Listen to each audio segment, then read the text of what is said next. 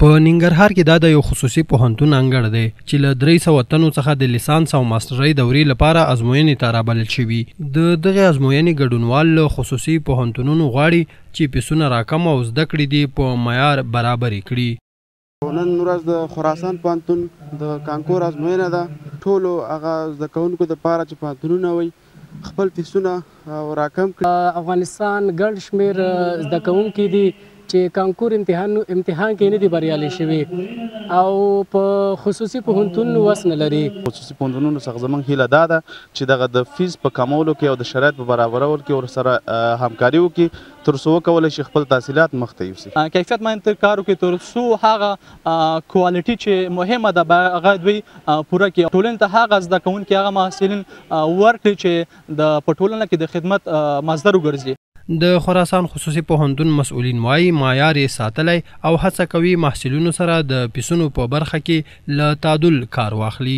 خراسان پوهنتون سږ په خزاني سیمستر کې د څه کم 300 شاوخوا محصلینو دلته البته شاګردانو خپل ثبت نام کړی دی او د خپلې خوښې پوهنځي ټاکلي دي او انشاءالله ازموینه به ورکوي او موږ دعا کوو چې الله پاک کامیاب کړي په خپل مقصد کې او په خپل دغه مرام کې. ولې دا فیس د خدماتو د سطحې نه راټیټېدلی نه شي ځکه تاسو پوهېږئ دا خصوصي سکتور دی نو دې لګښتونو ته په پام څومره چې دلته خدمات کېږي په دې لیول باندې فیس نه اخیستل کېږي. ولې دا فیس د خدماتو د سطحې نه راټیټېدلی نه شي.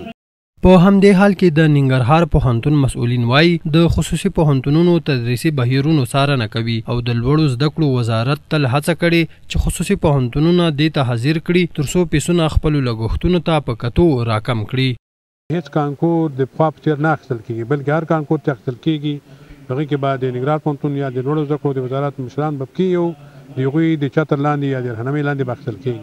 دوی د تحقیق برخه کې ګرانټونه یا پروژې واخلي همدغه پروژې په محصلینو بیرته وکړي. یوه خوا به محصل د ګټئ او بله خوا نه کیدی شي چې د فیس ستونزه یې اتوماتیک ډول سره حل شي. نو بناً خصوصي پوهنتونونه مې هیله دا ده چې دوی باید یوازې فیس باندې تکیه ونه کړي بلکې د فیس د یوازي لارې چې هغه مختلف تحقیقاتي برخې دي پروژې دي او یا نورې پروژې دي د هغوی د ترسروي لپاره ګرانټونه واخلي تر څو هیوادوالو سره مرسته وکړي.